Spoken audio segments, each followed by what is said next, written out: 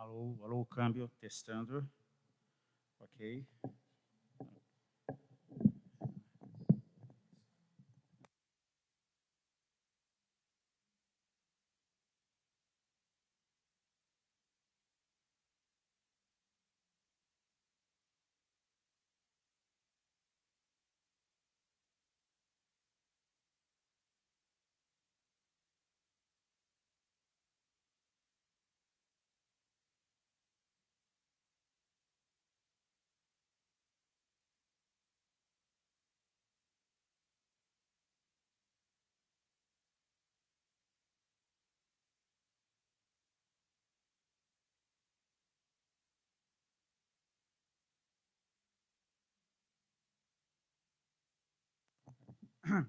Ok, né?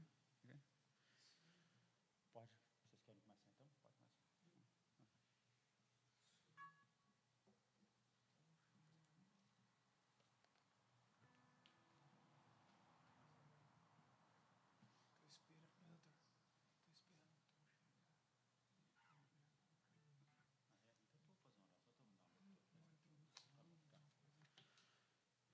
Bom dia, irmãos. Bom dia a todos que nos assistem, inclusive pela o Facebook, e depois vamos estar transmitindo também pelo YouTube. Nossa saudação nesta manhã, neste domingo, 12 de setembro de 2021. Nós estamos aqui reunidos como igreja, como família, para aprendermos um pouco mais sobre a palavra de Deus. O que Deus tem a nos falar sobre o propósito que Ele tem para as nossas vidas e o que Ele tem de melhor para nós. Com uma visão centrada na figura de Cristo, o Filho de Deus que veio a este mundo para que nós pudéssemos sermos resgatados de uma condenação que todos fomos. E nós vamos estar tratando disso nesta lição, nesta manhã, neste domingo. E você que está em casa também, quiser já pegando a sua Bíblia, pode estar abrindo a sua Bíblia no livro de Gênesis, no capítulo 3, vai ser o nosso texto básico, embora nós estejamos e faremos ainda a leitura de outros textos. E nós vamos falar sobre um assunto. Eu há pouco publiquei nas minhas mídias, o Instagram, nos meus stories e no Facebook, uma chamada para esta manhã, para essa palavra que nós queremos dar nesta manhã. Que país é este? Parafraseando a música de um grupo musical bastante conhecido, Capital Inicial, eu diria que mundo é este, que planeta é este que nós vivemos? Conturbado, com tantos problemas. Essa semana que passou, agora recente, a Semana Chamada da Pátria aqui no Brasil, vimos tantos problemas, a política pegando fogo, alta do dólar, alta dos combustíveis, greve de caminhoneiros, que não aconteceu, né? E tantos outros problemas. Junto com isso, uma série de problemas de ordem social, moral, e eu diria também até emocional de toda a população. Todos nós, de alguma forma, humanos que somos, sofremos essa ação de todo dessa conturbação e desta vida neste mundo em que nós vivemos. Por que a humanidade está envolta em tantos problemas, em tanto caos? Por quê? Essa é uma pergunta que a lição dessa manhã nós vamos começar falando e discutindo sobre isso.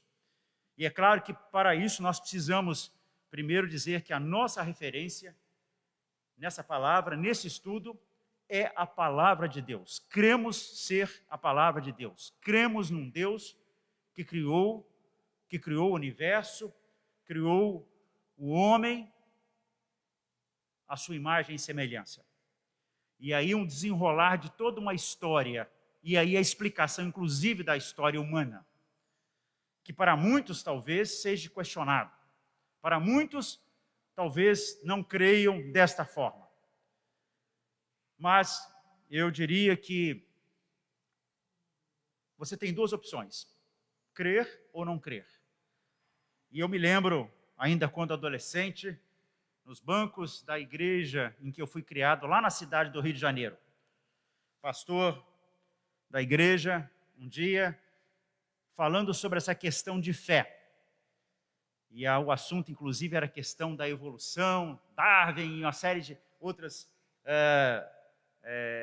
abordagens que ele fazia. E ele dizia: olha, se tudo isso que eu prego, que eu falo sobre a Bíblia, se não for verdade, eu posso dizer que não foi em vão a minha fé, a minha crença, porque a Bíblia, ela nos traz tudo de bom que a gente possa pensar em termos de orientação para um padrão de vida, para um estilo de vida, para uma qualidade de vida. É só você ler atentamente, você vai ver que tudo ali vai num sentido de que o ser humano possa estar vivendo e vivendo de forma feliz. Então, se isso é mentira, se isso é balela, isso não é como muitos querem acreditar e querem propagar, eu não perdi nada. Mas e se for tudo verdade o que está escrito aqui? Inclusive o que versa sobre a vida pós-morte, a nossa vida mais adiante, as promessas que a Bíblia fala de uma vida eterna, as questões que a Bíblia aborda sobre a questão, inclusive, céu e inferno. Aqueles que não acreditaram e não creram na Bíblia, e não aceitaram a Bíblia e o seu ensino, e a verdade em Cristo, que é só nele nós podemos ter vida em abundância e vida eterna, eu tenho certeza que aqueles que não acreditaram vão estar em maus lençóis. Então é dentro desse propósito que nós, nessa manhã, nós queremos compartilhar com os nossos irmãos aqui presencialmente, com aqueles que estão em casa nos assistindo, hoje, agora, neste momento, em tempo real, ou talvez mais tarde, esse assunto que tanto tem mexido com o ser humano nos nossos dias, inclusive do ponto de vista emocional. Vemos tantas pessoas, mês de setembro, estamos falando do mês em que se aborda a questão do suicídio, o número de suicídios crescentes mundo afora. Quando falamos da morte, tratamos da morte, quando temos falado da questão da pandemia, que graças a Deus está melhorando. Existem conflitos existenciais, conflitos emocionais de muitas pessoas, existem muitas pessoas perdidas, muitas pessoas emocionalmente fragilizadas e buscando respostas, buscando um porto seguro. E nós queremos dizer que a Bíblia nos leva a esse porto seguro em Cristo. E é assim que nós vamos estar nesta manhã conversando. Quero fazer uma oração neste momento. Você que está presencialmente, você que está em casa, feche os seus olhos. O fechar os olhos é apenas para que você possa se concentrar no que nós vamos estar falando, porque nós vamos estar falando agora com Deus, o nosso Deus, em que nós cremos. Oremos. Deus Pai, Deus Filho, Deus Espírito Santo. Estamos aqui nesta manhã com o objetivo, não só de neste dia que queremos dedicá-lo a Ti, Senhor, de comunhão contigo, de adoração, mas queremos também aprender mais de Ti. Dedicar esse dia, até como mandamento do sétimo dia, em que nós queremos aprender mais de Ti, da Tua palavra, dos Teus ensinos. Entender, Senhor, o propósito que Tens para as nossas vidas. Usa-nos nesta manhã, fala-nos através do Teu Espírito Santo, para que possamos entender a Tua palavra. Nós choramos, te agradecemos e te pedimos essa bênção em nome de Jesus. Amém. Teremos agora um cântico e logo em seguida eu voltarei para dar início então à lição propriamente dita. Bom dia, igreja. Bom dia a você que nos assiste. Gostaria de convidar você a se colocar de pé. Nos vamos entoar um cântico, declarando que ainda que a figueira não floresça, ainda que não haja fruto na vide, Nós devemos confiar e descansar no Senhor e nos alegrar nele.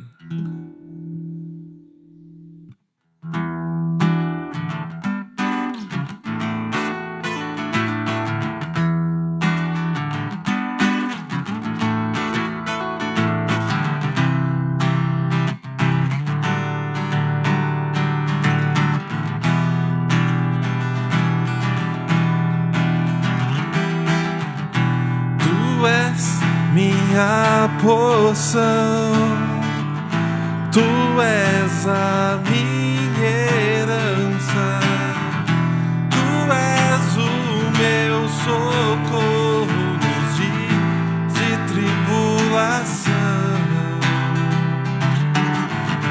Mesmo que meus pais me deixem, mesmo que amigos me traiam, eu sei que em teus braços eu encontro salvação.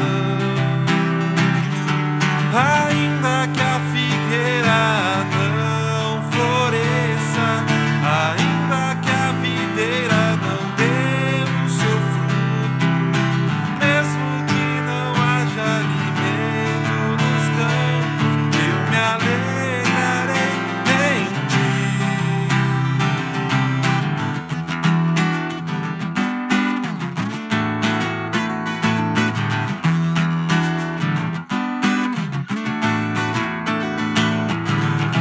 Tu és minha porção, tu és a minha herança, tu és o meu socorro nos dias de tribulação. Mesmo que meus pais me deixem, mesmo que amigos me traiam, eu sei que em seus braços eu encontro salvação. Ainda que a figueira não floresça, ainda que a videira não dê o seu fruto, mesmo que não haja alimento nos campos, eu me alegrarei em ti. Ainda que a figueira não floresça, ainda que a videira não dê o seu fruto, mesmo que não haja alimento nos campos, eu me alegrarei em ti.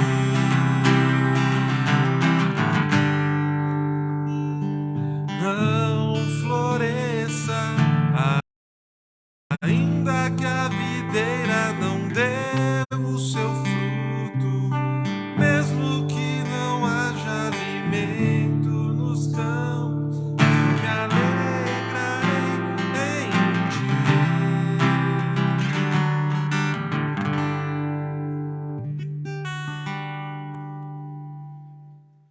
Podeis assentar. Vou tirar a minha máscara, estou numa distância muito confortável aqui dos irmãos na igreja e para que possamos estar comunicando melhor a nossa aula nesta manhã.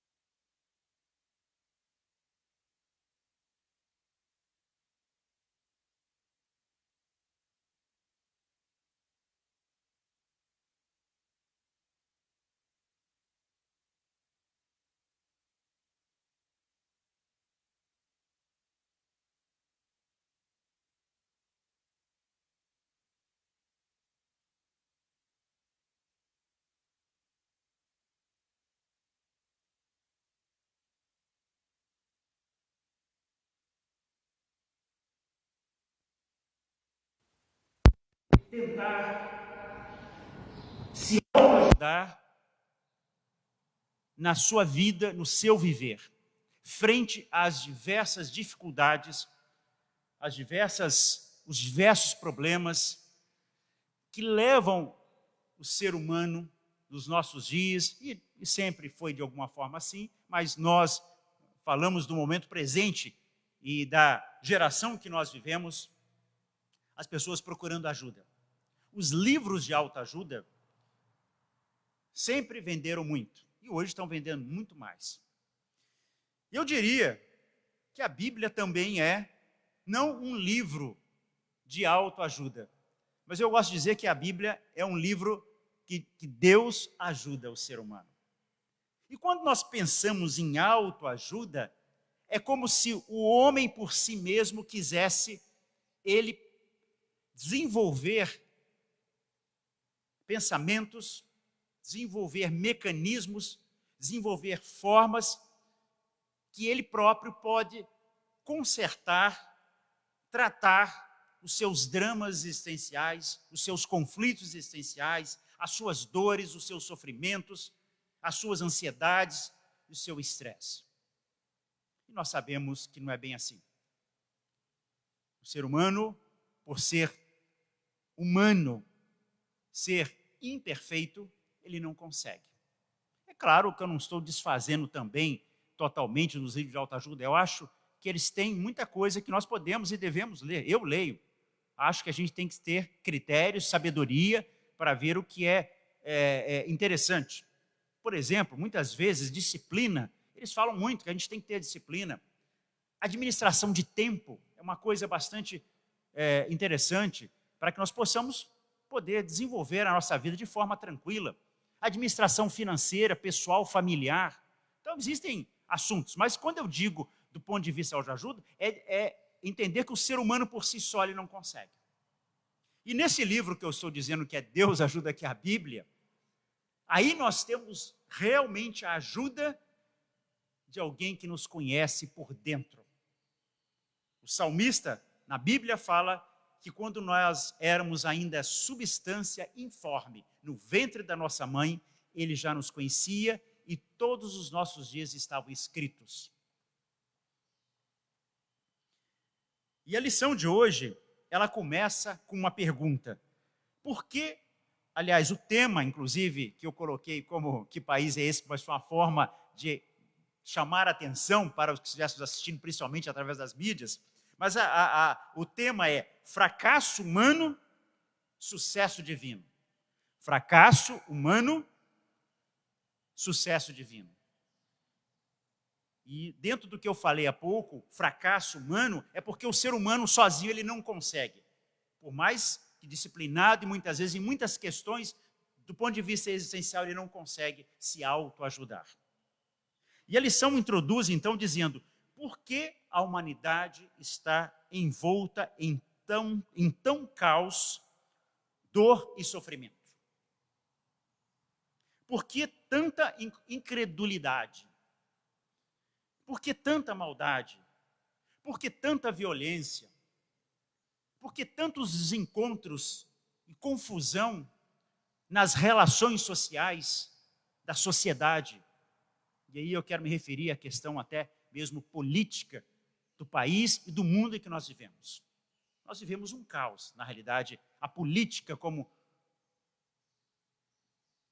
uma questão humana, da sociedade humana, necessária, precisamos exercer da nossa cidadania, mas ela está um caos.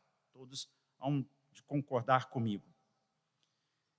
E aí, o livro de Gênesis, que é o que nós queremos abordar hoje, no capítulo 3, mais especificamente, ele apresenta, então, algumas explicações.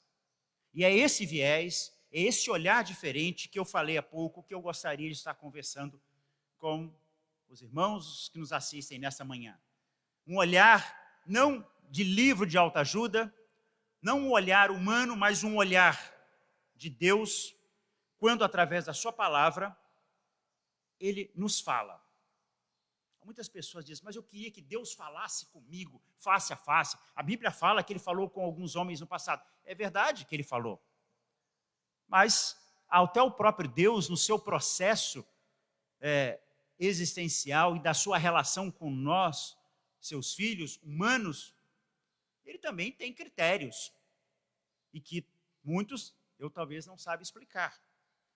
E eu até achei muito interessante, e eu até quero repetir isso nesta manhã, que nós não temos proposta aqui de exaurir o assunto. Nesta manhã nós vamos estar falando um pouco mais, o assunto é muito vasto, existem muitas questões que poderíamos citar até dentro da própria Bíblia, e muitas coisas nós não temos resposta, porque eu digo que nós não conseguimos colocar Deus na nossa mente, já que Deus é infinito, é um ser superior. E a própria Bíblia também até nos informa sobre isso. Quando, de certa forma, de certa ocasião, os discípulos perguntaram ao próprio Filho de Deus, a Jesus, sobre algumas coisas, ele foi enfático e foi objetivo. Que tempo e hora de alguns acontecimentos competia ao Pai, de exclusiva competência e decisão do Pai. E que ele não teria como responder aquela pergunta aos discípulos. Então nós não somos diferentes. Dizer que nós sabemos tudo, entendemos tudo, podemos explicar exatamente, fielmente todas as coisas. Mas a Bíblia foi uma forma que Deus hoje fala conosco.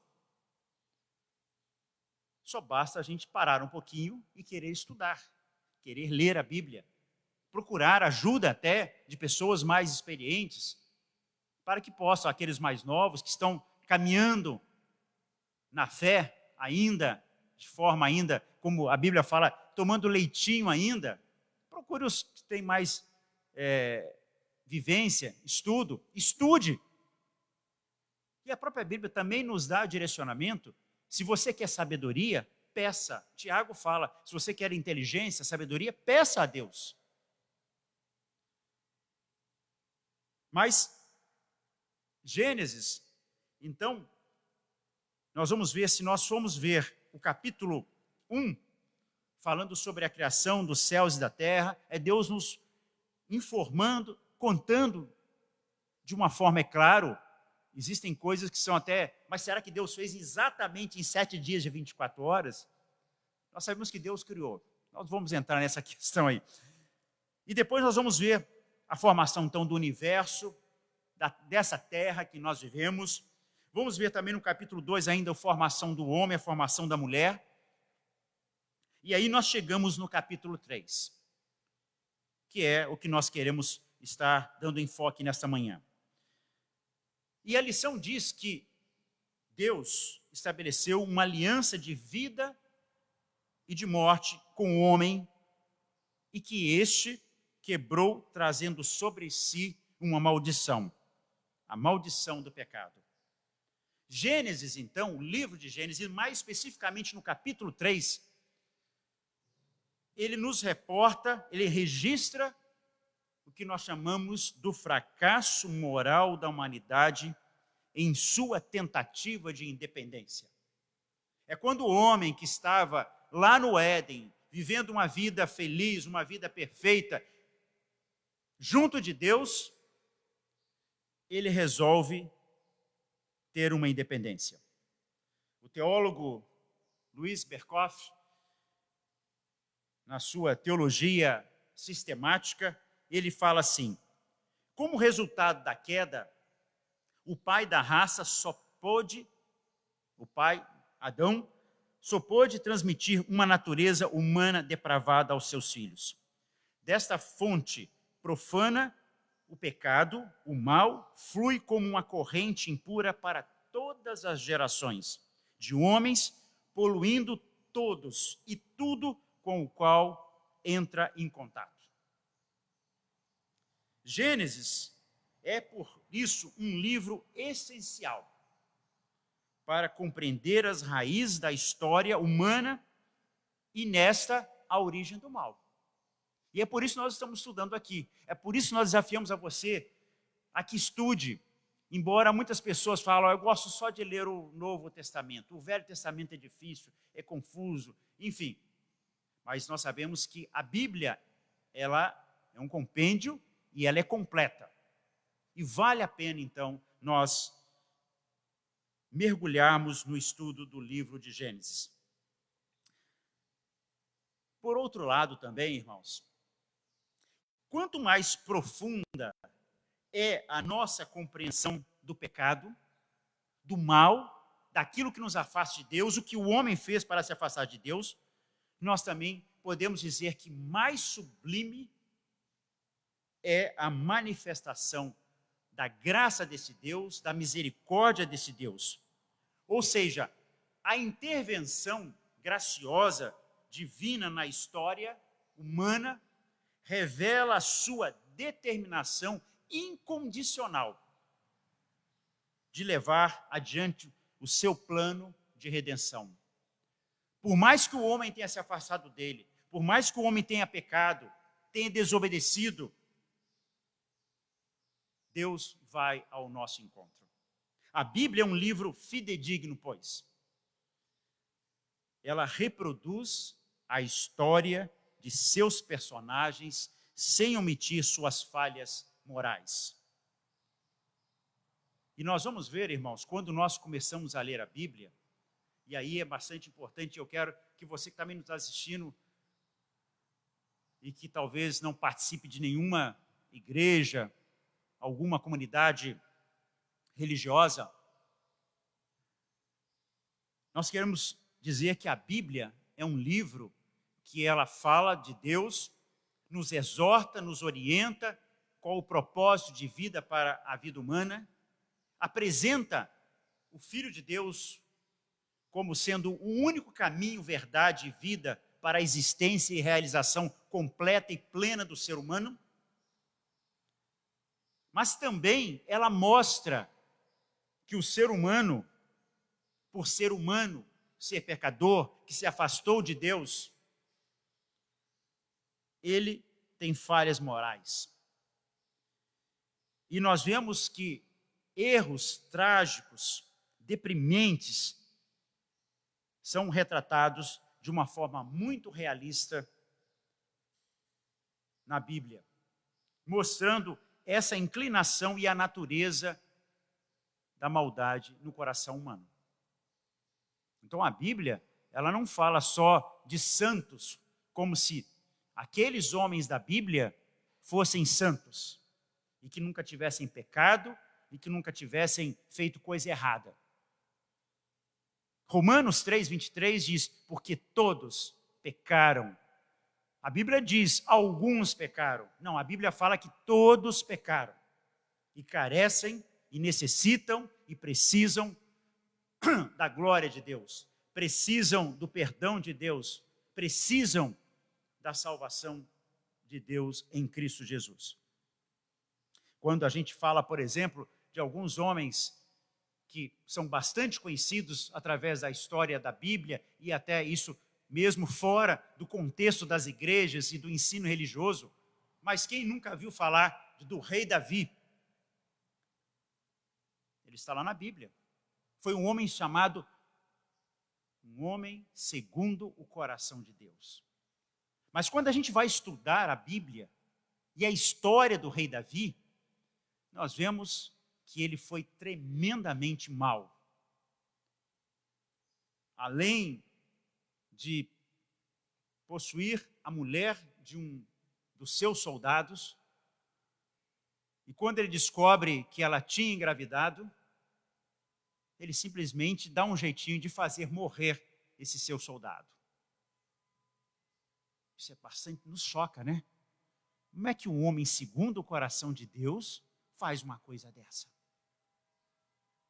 Quando a gente pensa, por exemplo, no chamado pai da fé, Abraão, bastante conhecido, personagem conhecido mesmo fora do círculo religioso, das igrejas, porque Abraão, né, pai da nação judaica, ele é chamado o patriarca, o pai da fé. Mas a gente pensar que Abraão, numa certa situação, que ele ia para o Egito, por determinação, ele saiu da sua terra, da sua parentela, por ordem do próprio Deus, quando Deus fala com ele pessoalmente, diz, sai da tua terra, sai da tua parentela, porque eu tenho um propósito, eu tenho um objetivo para a sua vida. Você vai ser pai de muitas nações, numerosa nação. E ele cumpre essa vontade de Deus. Mas no caminho, cumprindo a vontade de Deus, Abraão dá umas escorregadas feias. Pensar que Abraão, chegando no Egito com medo que os príncipes egípcios pudessem cobiçar a sua esposa, que era muito bonita, Sara, ou Sarai inicialmente. Ele tem uma ideia. Olha, Sara, chegando lá no Egito, havia fome naquele momento, procurando inclusive comida. Ele disse, olha, eu vou dizer que você é minha irmã. Porque se você for minha irmã e você é bonito, os príncipes podem ficar encantados por você, e por você sendo minha irmã, e eles talvez possam me poupar a minha vida até de... Porque se eu disser que eu sou seu marido, eles podem querer me matar e ficar com você. E acontece que o faraó não faz outra coisa. E ele vai e chama a Sara para estar com ele. E deitar-se com ele, inclusive. Se a gente pensar que esse homem chamado pai da fé, há um contrassenso, uma coisa bastante traumática para a gente entender isso.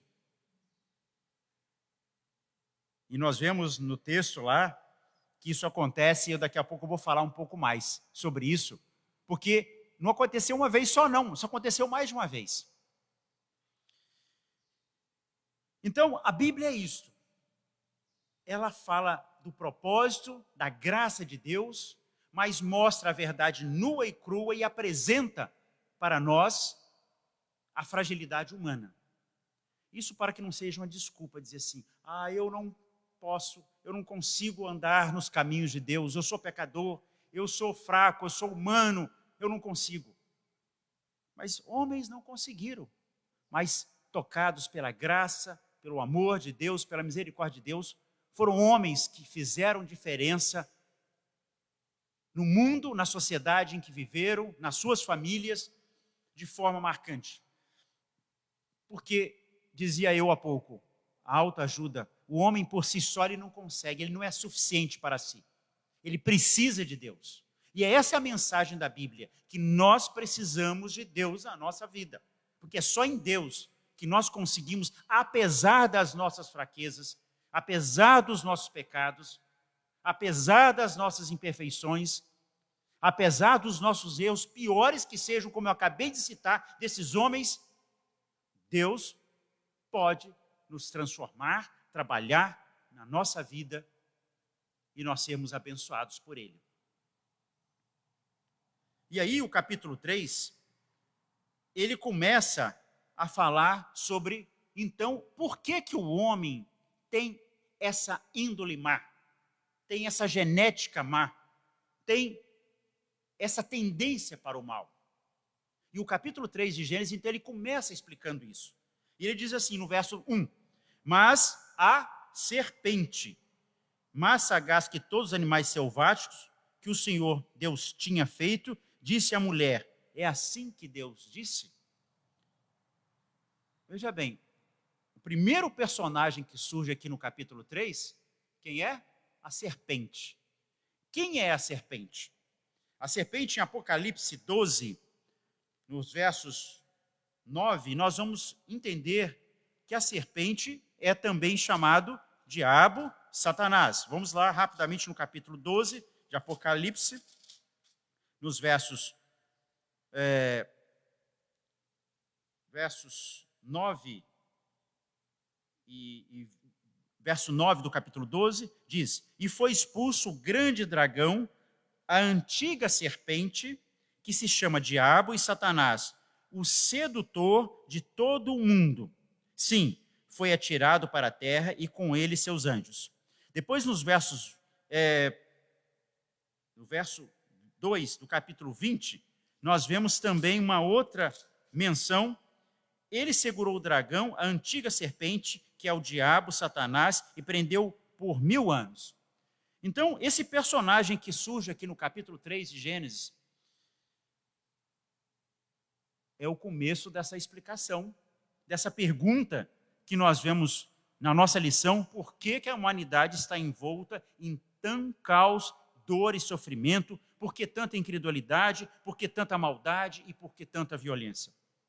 O texto aqui diz que o diabo, que é o pai, chamado também pai da mentira, enganador, ele chega no ouvido da mulher e ele começa a colocar o quê? A dúvida no coração da mulher com relação ao que Deus tinha dito, o que Deus tinha proposto para a vida dela e do marido Adão. E é assim que acontece e continua acontecendo nos nossos dias. Quando a serpente, o diabo, o que você quiser chamar, chega lá no nosso ouvido, na nossa mente lá, mas é assim? Mas será que vale a pena ter essa vida certinha? Se tem tantas coisas boas para você fazer, é assim que deve ser? Será que vale a pena? Foi assim que o diabo fez com a Eva. E aí nós vemos que começa, é assim que Deus diz: não comereis de toda a árvore do jardim. Respondeu-lhe a mulher: do fruto das árvores do jardim podemos comer. Então Deus tinha dado um sem número de árvores para que eles pudessem estar desfrutando. Mas aí o verso 3 diz: mas do fruto da árvore que está no meio do jardim, disse Deus: dele não comereis, nem tocareis nele, para que não morrais. Aqui está então essa aliança que nós vemos no início da lição, também falando que o Deus Criador estabeleceu uma aliança de vida e morte com o homem. Então a serpente disse à mulher: é certo que não morrereis. O diabo colocando uma dúvida no coração humano. Porque Deus sabe que no dia em que dele comerdes, se vos abrirão os olhos, e como Deus sereis conhecedores do bem e do mal. E aqui, o verso 5, então, ele abre a explicação da pergunta inicial da nossa lição. Porque o homem passa a conhecer o bem e conhece o mal. E o mal de uma forma trágica, tremenda na sua vida. E isso vai se propagar através da genética humana, da genética espiritual. E aí nós vemos, na continuidade do texto, que a mulher viu que o fruto da árvore era bom e agradável aos seus olhos. Essa ideia, essa fantasia, esse olhar muitas vezes para as coisas que não são de Deus, do mundo, e que às vezes nos apresentam com um brilho das luzes fantásticas da vida humana, mais longe de Deus. E aí nós vemos e sabemos o continuar dessa história. E aí nessa lição, nós queremos então comentar com os irmãos, com aqueles que nos assistem, alguns tópicos sobre por que tanta a inveja, sobre violência, sobre morte. Quero falar sobre embriaguez, sobre mentiras, jeitinho, chamado aqui no Brasil jeitinho brasileiro, sobre o incesto. O que é o incesto? Já vou falar já. Sobre fraude, sobre usurpação. Tudo isso são consequências desse ato inicial que nós vemos aqui em Gênesis 3. Ódio, sequestro, esquema doloso. Eu diria que aqui, bastante coisa que eu citei aqui agora, talvez muitos, pelo aquele mecanismo do pensamento que eu já tenho falado aqui algumas vezes, falei uma vez sobre o que o pensamento nos remete. Quando a gente fala em esquema doloso, nossa, o país nosso, a política está envolta em tantos esquemas dolosos. Quando a gente fala em jeitinho, né, brasileiro, quando a gente fala em fraude e por aí afora, um sem número de aspectos que falam da situação em que nós vivemos, no mundo em que nós vivemos. Que país é esse? Que mundo é esse? Que planeta é esse que nós vivemos?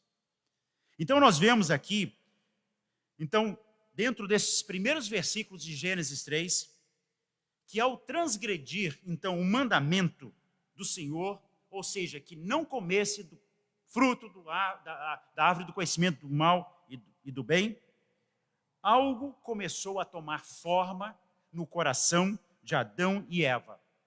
E a gente vê que o desenrolar, o efeito maléfico da transgressão, da desobediência à vontade de Deus, leva já às primeiras experiências emocionais negativas no coração, na mente e na vida humana. Então, nós vemos que eles passam a sentir vergonha um do outro e medo de Deus. Passam a sentir vergonha um do outro e medo de Deus. Nós vemos isso no dia a dia. Pessoas que, quando se começa a falar de Deus, têm aquele medo, porque sabem, porque a sensação de culpa está também marcada na nossa existência. Quantas vezes nós já vimos uma criança bem pequena, quando faz uma coisa errada, e ela já muda o semblante? É a percepção e a sensação de culpa. Por mais que você não tenha explicado exatamente qual é o erro, qual é a culpa daquela transgressão. E é interessante, irmãos, que até em alguns animais a gente vê isso. O cachorro, por exemplo, quando faz coisa errada, ele vai, né? Mas aqui o assunto é ser humano. Eu só estou colocando assim para descontrair um pouco e a gente falar que até os cachorros. Então, o ser humano passa a sentir medo de Deus. E nesse medo ele se afasta mais, porque ele não quer confrontar a sua culpa, o seu pecado, o seu erro, a sua maldade. E aí nós vemos, na sequência dos fatos de Gênesis 3, que há uma indecorosa tentativa de empurrar a responsabilidade do erro para o outro, e até mesmo para o próprio Deus. Quando Deus argue a mulher sobre o que ela tinha feito, aliás, a Adão, melhor dizendo, e Adão diz o quê? Senhor, foi a mulher que tu me deste. Quer dizer, ele comeu do fruto porque Deus deu uma mulher para ele e a mulher deu para ele o fruto para comer. Então começa essa questão da gente dizer, eu não sabia de nada, eu não estou sabendo de nada. E aí nós vemos que o pecado passou a estar presente na alma, na vida do homem, que agora havia se tornado conhecedor do bem e do mal. E aí eu posso dizer, irmãos, que o estrago foi grande. E aí nós vemos que Deus, o justo juiz, que havia feito uma aliança de vida e de morte, que tinha dito, olha, no dia que comeres, certamente morrereis, e ele é justo, nós vemos que há uma declaração, como nós vemos em Gênesis 3, no verso 17 e 19. Vamos lá ver. E Adão disse, visto que atendestes à voz de tua mulher, e comeste da árvore que eu te ordenara, não comesses, maldita é a terra por tua causa. Veja bem, a terra, o planeta começou a sofrer em consequência disso. Houve uma consequência geral, a própria natureza. Nós vemos aqui, então, daí a explicação de muitas questões da natureza que nós vemos. E aí continua Deus, em fadigas obterás dela o sustento durante os dias de tua vida. E aqui há uma explicação, o trabalho não é punição. O trabalho é algo que Deus, inclusive já no jardim, quando ele colocou o homem no jardim, ele disse, você vai cuidar do jardim, você vai trabalhar. Mas aqui ele coloca um peso, então, agora no trabalho, que deveria ser uma coisa prazerosa, uma coisa leve. Aqui ele diz, olha, em fadigas obterás dela o sustento durante os dias da tua vida. E aí continua dizendo, a terra produzirá também cardos e abrolhos, e tu comerás a erva do campo. No suor do rosto comerás o teu pão, até que tornes a terra, pois dela foste formado, porque tu és pó, e ao pó tornarás. Então nós vemos aqui a terra sendo maldita, o homem sofrendo consequência. Ou seja, as consequências foram devastadoras. O homem foi expulso do jardim para não fazer uso do fruto da árvore da vida, que havia o fruto da árvore da vida. Ou seja, o homem passa a não ser imortal. O homem é condenado à morte, então ele é afastado disso. E aí nós vemos que o primeiro casal se instala em um outro lugar. E aí nós vemos que há o nascimento do primeiro filho. E a gente também sabe, todos sabem aqui, da questão das dores de parto, que também está relatado aqui, mas nós vamos caminhar mais adiante. E nós vemos que o primeiro filho, Caim, que mesmo vindo à luz em meio a dores, que foi uma das consequências, é a primeira grande alegria após o Éden. É o nascimento de Caim. Mas ele vai se tornar também a segunda grande tragédia humana. Por causa do pecado que se instalou no coração humano, na mente humana, na genética humana, nós vemos que o primeiro ser humano nascido se tornará também o primeiro homicida da história. Vejam bem as consequências. Homicida do seu próprio irmão. O segundo, a lição diz aqui, o segundo bebê a nascer, mesmo sendo justo, terá seu sangue derramado por inveja. Vejam bem quantas coisas: homicídio, inveja, morte.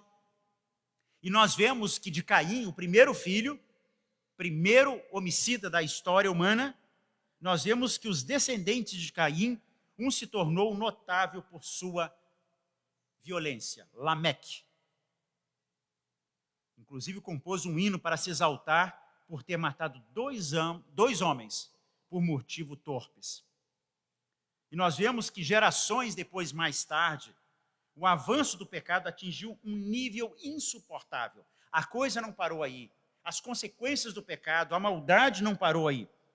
Nós vemos que as gerações foram se passando e nós vemos, quando chegamos então no capítulo 6 de Gênesis, no verso 11 e 12, o texto diz, a terra estava corrompida à vista de Deus e cheia de violência. Viu Deus a terra e eis que estava corrompida, porque todo ser vivente havia corrompido o seu caminho na terra. Então nós vemos que não parou aí. Começa com a desobediência, e aí nós vemos o nascimento dos filhos, o primeiro homicídio por causa de inveja, a coisa continua, e nós vemos que o mundo então se tornou logo no início um lugar sem condições para viver, transfigurado, desfigurado. E aí nós vemos o que acontece, a ação de Deus novamente na vida humana. Deus então resolveu trazer o quê? O dilúvio. E através do dilúvio, ele faz desaparecer da face da terra o homem que havia criado. Mas nós vemos que pela surpreendente graça, misericórdia e amor de Deus, Deus preservou um homem, em que ele encontrou sendo um homem de justiça, um homem íntegro, um homem reto. O texto bíblico, assim, fala sobre Noé, que Noé era homem justo e íntegro entre os seus contemporâneos. Noé andava com Deus. Lá em Gênesis 6, verso 9, está escrito isso. E aí nós vemos que Deus começa de novo a história humana. E aí nós vemos que Noé, menos sendo relatado a sua integridade, a sua justiça, que ele andava com Deus, não é que Noé também pisou na bola? Não é que Noé também tropeçou? E aí nós vamos ver uma história de embriaguez, soberba e confusão em família. Noé e sua família saem da arca após 1 ano de confinamento. Já chegamos no dilúvio, já aconteceu o dilúvio. Para reiniciar então a saga da vida, da história e da raça humana. Ou seja, de povoar a terra novamente. E nós vemos que Noé, então, após a saída da arca, Noé oferece um sacrifício com animais e aves a Deus, em agradecimento. E nós vemos o texto bíblico dizendo que Deus aceita a oferta e promete, por sua graça, não tornar a amaldiçoar a terra dessa forma, do mesmo jeito. Ou seja, mesmo sendo mal a índole, o desígnio humano, no íntimo do homem, desde a sua mocidade. E aí nós vemos isso no verso 21 do capítulo 8, quando Deus diz: e o Senhor aspirou o suave cheiro da oferta de Noé e disse consigo mesmo: não tornarei a amaldiçoar a terra por causa do homem, porque é mau o desígnio íntimo do homem, desde a sua mocidade, nem tornarei a ferir todo o vivente como fiz. Então, mostrando aqui as explicações por conta da maldade na face da terra. Precisamos ter essa compreensão, esse entendimento com relação a isso. E aí nós vemos que Deus faz uma nova aliança com o homem. Uma aliança que fora feita com Adão e seus descendentes. Agora Deus promete preservar a criação e as suas estações e renova inclusive a primeira ordem dada ao primeiro homem, que lá em Gênesis 2:8, 1:28, quando ele diz: sede fecundos e multiplicai-vos e enchei a terra.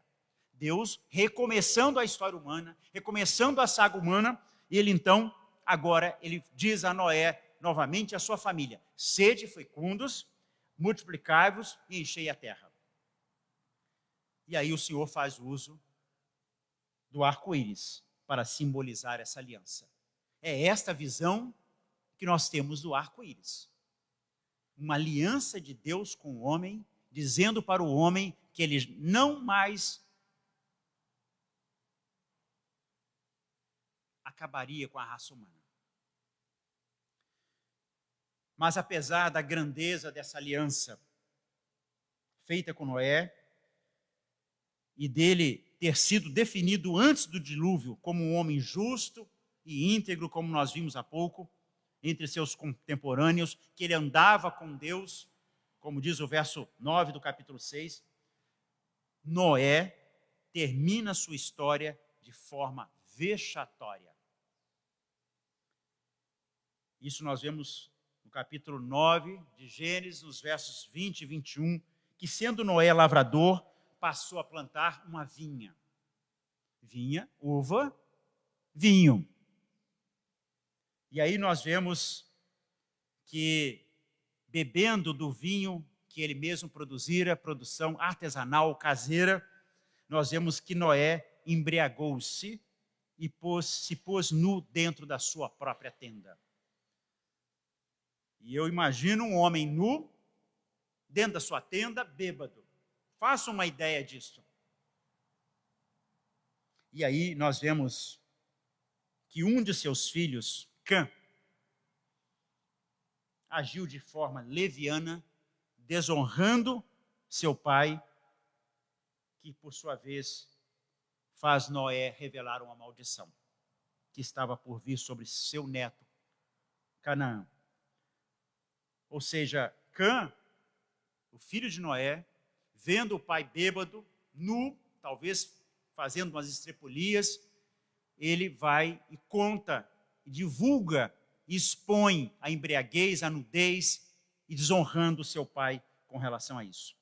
E aí nós vemos que os capítulos 10 e 11 de Gênesis relatam, então, o nascimento das nações que se espalharam na terra após o dilúvio. A partir de Cã, Sem e Jafé, ou seja, os filhos de Noé. E termina, então, com o relato da Torre de Babel no capítulo 11.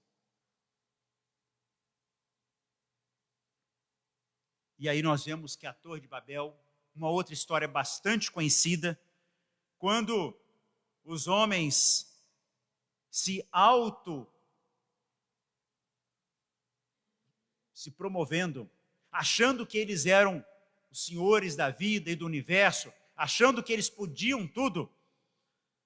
No verso 4 do capítulo 11, ele diz: vinde, edifiquemos para nós uma cidade, uma torre cujo tope chega até os céus, e tornemo-nos célebres o nosso nome, para que não sejamos espalhados por toda a terra. Deus havia dito: crescer, multiplicar e povoar a terra. E eles estavam buscando glória própria, acomodação no seu estilo de vida e se orgulhando de si mesmos. E aí nós vemos, então, mais uma vez, a ação de Deus agora, não destruindo a raça humana, mas nós vemos Deus, então, que era um empreendimento, a Torre de Babel, um empreendimento puramente humano, projetado para ser um marco do humanismo secularizado, ou seja, um símbolo de arrogância, um símbolo de rebeldia contra o Criador. E aí Deus, então, resolve confundi-los com múltiplas linguagens, com o intuito de restringir o mal. E assim o verso 6 diz: e o Senhor diz, eis que o povo é um, e todos têm a mesma linguagem. Isso é apenas o começo. Agora não haverá restrição para tudo que intentam fazer. E daí talvez a explicação, porque nós temos vários idiomas no nosso planeta e no nosso mundo, na nossa terra. Porque os homens estavam pensando em si, orgulhosos, queriam a glória própria. E aí nós vemos que Deus resolve espalhá-los e o homem novamente está num processo, então, avançado de declínio.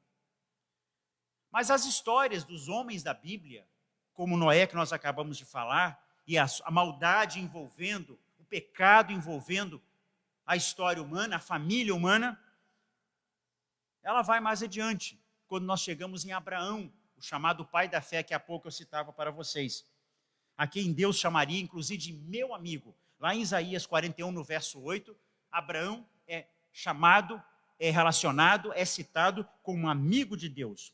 Ou seja, Abraão, o patriarca de Israel, que tão prontamente obedeceu a ordem de Deus de deixar a sua terra e sua parentela, foi testado da forma mais severa possível que eu acho que um ser humano poderia ser testado por Deus no Monte Moriá, quando Deus pede a vida do seu filho em sacrifício. E nós vemos que esse homem, chamado pai da fé, o patriarca, amigo de Deus, também demonstrou fraqueza e falhas que provam que tão somente é pela graça de Deus que a obra divina é realizada na vida humana. Então nós vemos que a jornada de Abraão para a terra desconhecida, quando Deus chamou para que ele saísse de Ur dos Caldeus e fosse para uma terra que ele mostraria, ela não foi fácil, porque já começou lá no Negueb, ele enfrentou um cenário de grande fome. E aí, em Gênesis 2:10, nós vemos que ele partiu para o Egito em busca de refúgio, e lá aconteceu o que eu contei há pouco para vocês. Ao expor a esposa a riscos e orientando a mentir aos egípcios sobre a sua relação conjugal com ela. O pai da fé, o amigo de Deus. E aí nós vemos que Abraão mostra que ainda não conhecia o Senhor de forma tremenda, de forma incontestável, o suficiente a ponto de descansar nas promessas dele. Porque nós vimos que aquele que havia sido chamado para ser bênção e pai de muitas famílias sobre a terra começava mal o projeto que Deus tinha colocado sob a sua responsabilidade. E por causa disso nós vemos que o faraó foi punido por Deus e a sua casa por grandes pragas. Mesmo assim, Deus ainda esteve abençoando a Abraão. Mas como eu dizia, mas não bastou esse deslize, esse tropeção dele, porque ele vai repetir a mesma história no capítulo 20 de Gênesis, já com o rei Abimeleque. rei de Gerar. E de novo é um rei pagão, que censura Abraão, que chama a atenção de Abraão. E que diz, que é isso que fizestes? No verso 9 do capítulo 20. E mais adiante nós vemos que filho de peixinho, peixinho é. Filho de peixe, peixinho é. Isaque, filho de Abraão, o filho da promessa, ele vai repetir a mesma história que o pai fez. Agora, Isaque apresentando Rebeca como sua irmã. Mas o rei viu de longe que havia um relacionamento mais íntimo, chama também Isaque para dar uma chamada. Ele, peraí, você está dizendo que é sua irmã, mas vocês estão tendo um relacionamento de conjugal, de marido e mulher. Mas a coisa não para aí. Vamos para Sara agora, a mulher de Abraão. Se Abraão ofereceu a Sara a reis pagãos, agora é Sara que também oferece. Claro que não na mesma intensidade, no mesmo grau de erro que nós vemos aqui. Mas Sara, querendo fazer um atalho de Deus, um atalho para o propósito de Deus, já que ela se achava estéril, já de idade avançada, ela oferece uma mulher, uma concubina chamada Agar, a Abraão, para que, numa tentativa forçada de ajudar Deus a cumprir a sua promessa de lhes dar um filho. E aí um drama em família, um drama de relacionamentos aí. Porque após o nascimento de Ismael, Isaque ainda não era nascido.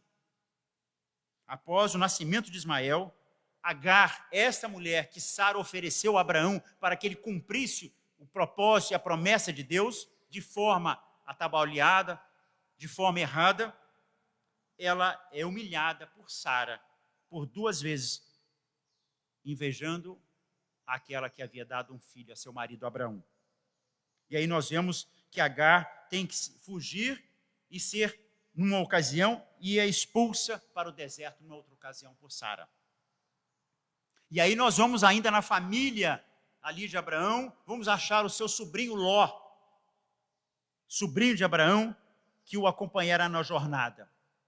E Ló escolheu uma cidade que tinha uma fama ruim como cidade, Sodoma.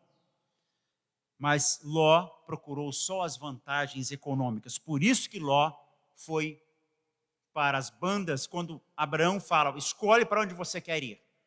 E Ló vai para a região de Sodoma. E mesmo tendo sido levado cativo numa guerra local, Ló insistiu em continuar ali, em Sodoma, retirado depois, mais tarde, lá por anjos, antes que Deus destruísse a cidade. E ainda nesse processo de família conturbada, de tropeços com relação à vontade de Deus, nós vemos que Ló perdeu a sua esposa, a esposa de Ló, quando Deus ordenara que não olhassem para trás na fuga de Sodoma. E depois nós vemos uma história de incesto. Ou seja, as próprias filhas que embriagaram ao pai Ló, conceberam do próprio pai e deram origem a 2 nações inimigas de Israel. Veja bem, as filhas de Ló embriagaram o pai e mantiveram um relacionamento sexual. Desse relacionamento nasceram 2 nações inimigas de Israel. E Ló, então, pagou um preço caríssimo, altíssimo, pela sua escolha errada. Veja, irmãos e os que estão nos assistindo, que a Bíblia, ela não fala só coisas bonitas, santas, de homens santos, mas ela rasga de forma crua, nua, as verdades e a podridão do ser humano, de nós seres humanos. As nossas misérias como humanos que somos e passíveis disso. E aí nós vemos também, na continuidade dos heróis da fé, vamos chegar em Jacó, filho de Isaque. E aí nós temos que lembrar de Jacó e Esaú. E a história de Jacó, que foi então basicamente o patriarca, que tem seu nome associado a uma aliança de Deus como o pai das 12 tribos de Israel, é uma das mais conturbadas. Ele tendo se valido, ou seja, de um pouco caso do seu irmão Esaú, com relação ao direito de primogenitura, ou seja, o dote e ser o primogênito, ele tira proveito da deficiência visual do seu pai já em idade avançada e consegue enganar a Isaac e recebendo de forma trapaceira o direito de primogenitura sobre que era de direito do seu irmão Esaú. E é um novo conflito em família, um novo caos em família, porque Esaú, então, queria matar a Jacó. Esaú não irá deixar seu irmão escapar vivo, mas Jacó, então, o que ele faz? Foge para a casa de seu tio Labão, em Harã. E lá ele conhece a sua prima Raquel, de quem ele se apaixona. E aí ele falando com seu tio que ele não tinha dotes ainda e tudo, e que ele iria trabalhar para o seu tio durante 7 anos para ter direito e poder se casar com a prima Raquel. E aí novamente nós vemos as falhas humanas, que é o propósito da nossa lição, mostrando por que temos tanta maldade e tantas coisas, porque a índole e o coração humano é esse de fazer coisas erradas. E nós vemos aqui, então Labão, ele passa a perna em Jacó. Jacó passou a perna no irmão no direito de primogenitura. Agora é o sogro. Que ele, na noite em que ele receberia a sua amada, a sua escolhida, Raquel, ele recebe lá na tenda, na escuridão, ele não percebe que é Lia. No outro dia ele acorda e descobre que tinha sido trapaceado pelo sogro. E aí o sogro diz, não, aqui a história aqui nossa, que tem que primeiro ser a mais velha. E aí Jacó se propõe a trabalhar mais 7 anos para alcançar Raquel. Então, depois de 14 anos, nós vemos que Jacó consegue casar-se e unir-se a Raquel. Mas nós vemos então que a história das 12 tribos de Israel, ela vem através de Raquel, de Lia e ainda de 2 outras servas, Bilá e Zilpa. É que surgem os futuros cabeças das 12 tribos, ou seja, dos 12 clãs de Israel. É assim que a nação judaica, as 12 tribos, surgiram, através desses conflitos e desses passar de trapacear e passar a perna uns nos outros. E a geração deles foi, ao final, fruto de uma disputa, então, motivada por rivalidade e ciúme entre essas mulheres, Raquel, Lia, Zilpa e Bilá. É assim a história. E a relação entre Jacó e Labão, também no decorrer desse período, se desgastou por conta das razões dos lucros que Jacó estava tendo superior ao sogro. E aí havia conflitos entre eles, e quando Jacó recebe uma ordem de Deus para retornar à terra, à sua terra, ele foge às ocultas do seu sogro, levando todo a sua fortuna.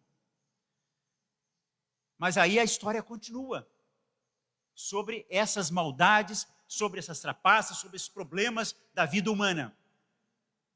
E aí nós vamos chegar em José, o filho de Jacó.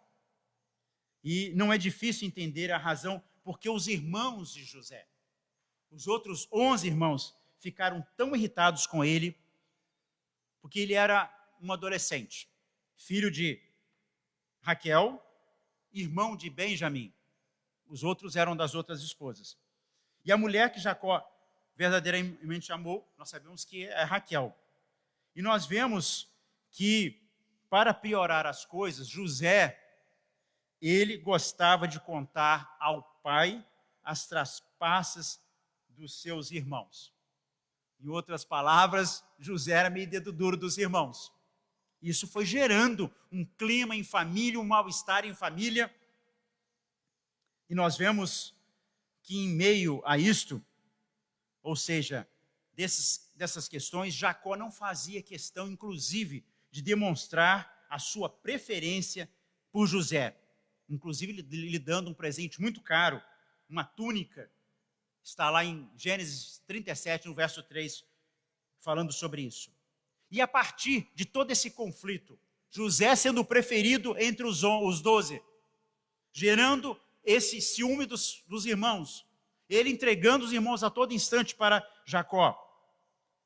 E aí nós vemos que o pavio do barril de pólvora nessa família explode quando José, revelando os sonhos que tivera e figuradamente via seus irmãos e pais se inclinando perante ele como se ele fosse um rei. E aí nós vemos que quando José, num determinado momento, é enviado ao campo pelo pai Jacó para saber notícias de como havia o gado, como é que havia todo o pastoreio que eles faziam lá no campo, e os irmãos já no seu coração, com o intento de cometer um novo homicídio aqui, de matar o próprio irmão, e ele é salvo só por Rúben, que é um outro irmão que dissuade os irmãos a não matar, mas sim convence que eles deveriam pegar José e vendê-lo a uma caravana de viajantes que iriam para o Egito, uma caravana de ismaelitas. E encenam para o pai Jacó a morte trágica do filho José, para desgosto, tristeza e dor de Jacó. Vejam bem, Jacó trapaceou com o irmão Esaú junto ao pai Isaque. Agora os irmãos, os filhos de Jacó, trapaceiam também junto ao pai, simulando uma morte, afastando o pai do filho a quem ele amava.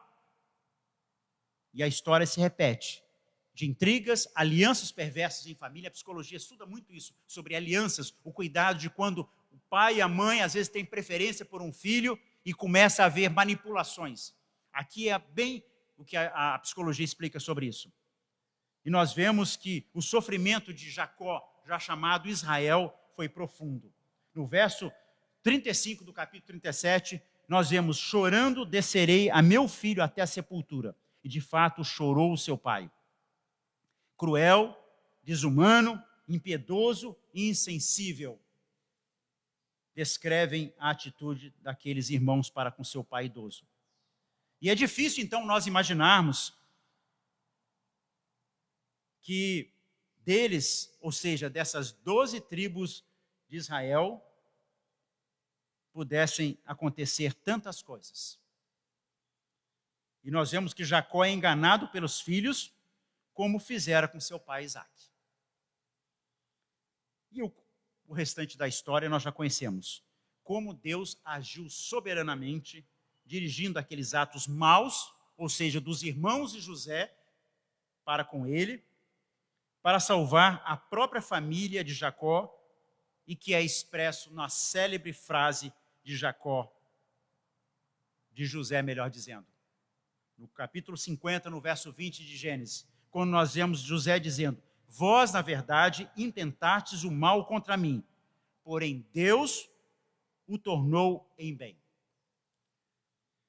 Nós estamos chegando ao final dessa lição, mostrando a pergunta e respondendo a pergunta: por que a humanidade está envolta em tão caos, dor e sofrimento? Por que tanta incredulidade? Por que tanta maldade? Por que tanta violência? E nós vemos, então, as razões que envolveram toda essa questão, única e exclusivamente, quando nós vemos lá no verso do capítulo 3, quando nós vemos que o homem e a mulher tiveram conhecimento do bem e do mal. Quando eles conheceram o bem e o mal. E aí começa toda a saga da vida e da história humana.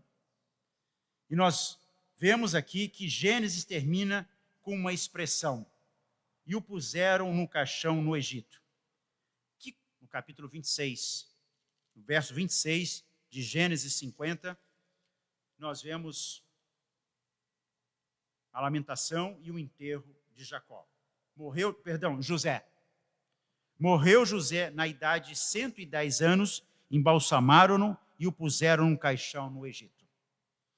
Gênesis termina com a expressão "e puseram no caixão", no Egito. Que contraste com o primeiro versículo que manifesta o poder criador de Deus. Que ser humano está debaixo da maldição do pecado. Romanos, já citei nessa manhã, quando diz: não há justo nem sequer um, não há quem faça o bem, não há um sequer. A Bíblia nos dá conta, nos informa disso. Então, eis a doença, a resposta para a pergunta nessa manhã. A doença da humanidade. Todavia, estava em contrapartida, em andamento, a história da graça, a história da misericórdia, a história do amor de Deus para com o homem que ele formara. Pois não fomos consumidos pela sua ira. É o que o salmista nos fala no Salmo 103, nos versos de 8 a 11. Mas nós somos salvos por meio do sangue de Jesus.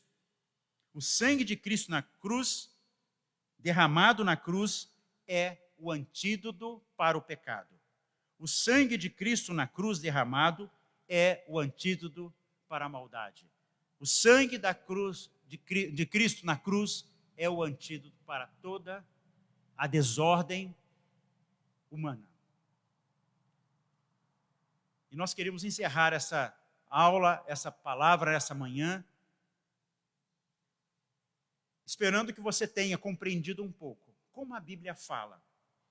E eu digo que esses homens que nós vemos muitas vezes, e eu tenho sempre falado isso porque é uma coisa que mexe muito comigo, e eu tenho esse entendimento, que às vezes nós olhamos como personagens longínquos na história, mas que eles têm as mesmas características de nós. A Bíblia fala que Elias era um homem sujeito aos mesmos sentimentos que nós.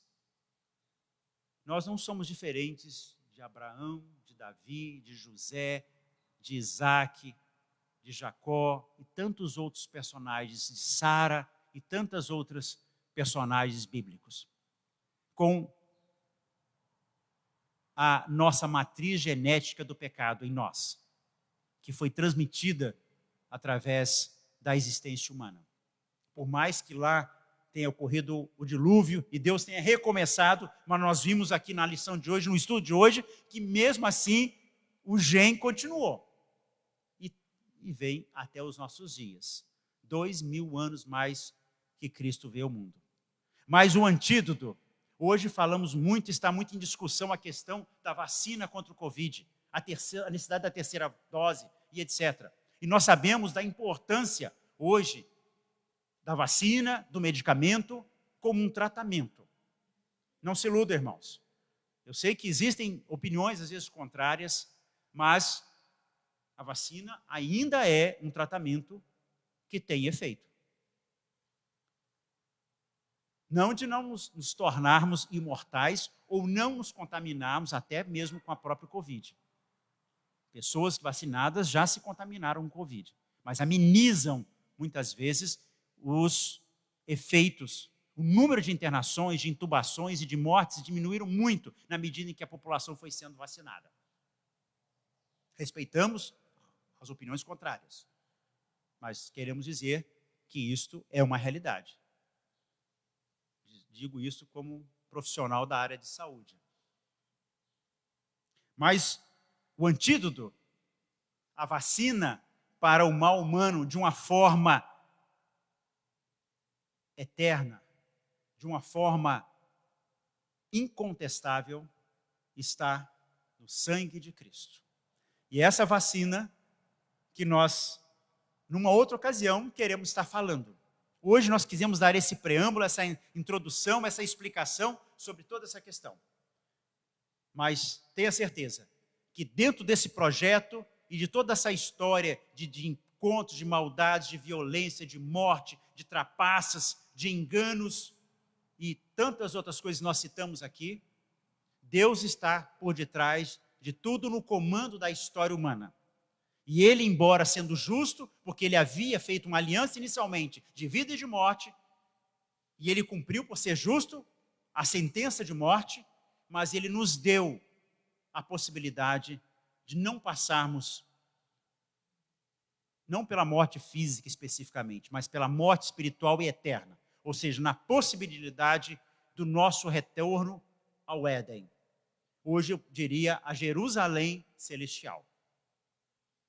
Que você possa pensar e tenha, nesta manhã, aprendido sobre esta história da maldade, da violência e das questões humanas. Que Deus possa nos abençoar. O Bira está... Quer de um microfone que o Bira está querendo fazer uma pergunta. Som.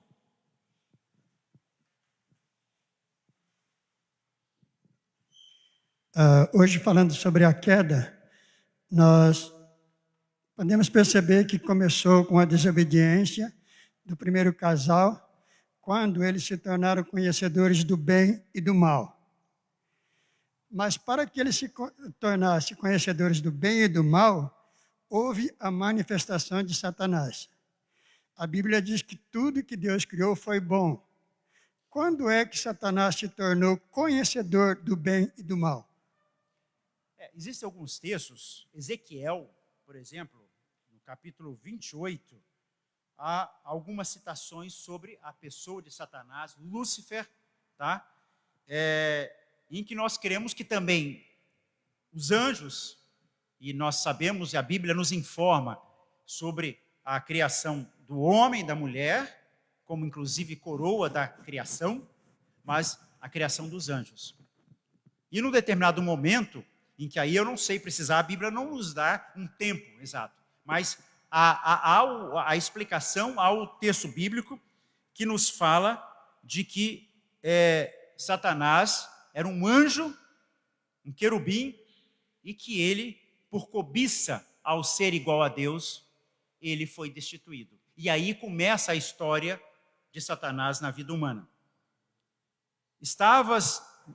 Ezequiel 28, verso 13, capítulo 28, estavas no Éden, jardim de Deus, de todas as pedras preciosas te cobrias, o sárdio, o topázio, o diamante, o berílio, o ônix, o jaspe, a safira, o carbúnculo e a esmeralda. De ouro se te fizeram os engastes e o ornamento no dia que fostes criado. Foram eles preparados, isso falando sobre Satanás. Tu eras querubim da guarda, ungido, e eu te estabeleci. Permanecias no monte santo de Deus, no brilho das pedras andavas. Perfeito eras nos teus caminhos, desde o dia em que foste criado, até que se achou iniquidade em ti. Tem outros textos, mas eu estou só no verso 17, só para fechar. Elevou-se o teu coração por causa da tua formosura, vanglória. Corrompestes a tua sabedoria por causa de teu resplendor. Lancei-te por terra diante dos reis, te pus para que te contemplem. E aí, por afora. Respondido? Doutor Eliseu, a minha questão é em relação à observação aqui na revista, já que a revista é a nossa base de estudo. Não? Olhando aqui no tópico inveja, violência e morte, quando o senhor falou, e aqui o autor fala que Abel, um bebê que nasceu justo, né? Foi depois, teve seu sangue derramado, eu não consigo entender aqui porque o autor diz que Abel, né, foi um bebê que nasceu justo. Se ninguém é justo, e até porque ele já havia sido fruto do pecado, já nasceu na condição que todos nós nascemos, como ele poderia ser justo? O que o autor quis dizer aqui? Eu acredito, da mesma forma como se referiu, por exemplo, a Noé, que era homem íntegro e justo e andava com Deus. Ou seja, ele na sua conduta, né, tanto é que a oferta de Abel foi aceita perante Deus. Eu acho que é dentro desse contexto. Não dizer que ele não era pecador, nascido em pecado. Contrapondo-se ao que Romanos fala que não há justo nem sequer um. Porque a citação sobre Noé e sobre outros homens na Bíblia dizem que ele era justo. E Noé também tinha no mesmo a questão. Então, a explicação que eu acho era a conduta dele diante de Deus, que ele era íntegro e justo perante Deus. E a oferta dele foi aceita. é que nós falamos no início da nossa lição, irmãos. Nem todas as coisas nós vamos poder explicar. Algumas coisas que ficam um pouco deixando dúvidas com relação a isso. Mas a minha ideia é nesse sentido. Da mesma forma como Noé é dito como homem justo, como Jó é dito como homem justo. Sim, nós podemos pensar assim, pensar assim, até porque a Bíblia nos diz isso, né? Mas a Bíblia não diz que Abel era justo. Quem está dizendo que é justo é o autor. Então, essa interpretação do autor fica difícil para nós. Eu acho que o autor, talvez, numa forma de querer fazer mostrando que Abel fez a vontade de Deus, agradou a Deus no seu sacrifício, na forma, e Caim não. Acredito que talvez tenha essa forma que o autor tenha falado. Tá bem, obrigado. Ok? Vamos encerrar também a nossa lição, já estamos bem avançados na hora.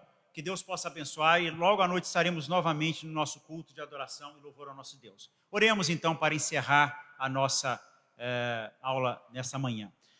Deus Pai, Deus Filho, Deus Espírito Santo, nós te agradecemos porque temos o privilégio de termos a Tua Palavra viva e eficaz para as nossas vidas, dando-nos notícias e informações da história humana, dos Teus propósitos, do porquê de muitas coisas que às vezes, por falta do nosso entendimento, da nossa busca em entender a Tua Palavra, a Tua vontade, de não estudarmos a Tua Palavra. Que nessa manhã tenha nos abençoado, Senhor, e que tenha estimulado que nós possamos estar a cada dia querendo aprofundar o nosso conhecimento, o conhecimento de Ti, através da leitura da Tua Palavra, porque cremos que através dela Tu nos falas. Nós choramos, agradecemos esta bênção em nome de Jesus. Amém.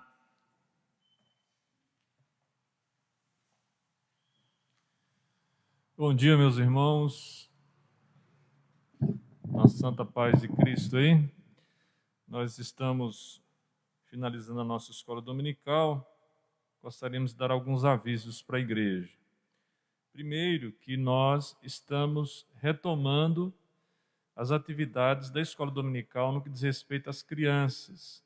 Então, pedimos aos pais que já se programem para, nos próximos finais de semana, vir à igreja trazendo seus filhos.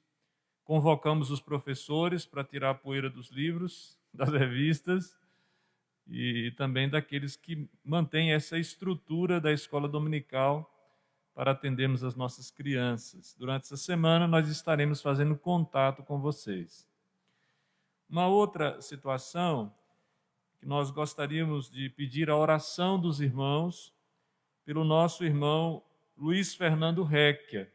Ele está de repouso em casa, se preparando. Ele se submeterá amanhã, dia 13, a uma cirurgia de hérnia inguinal.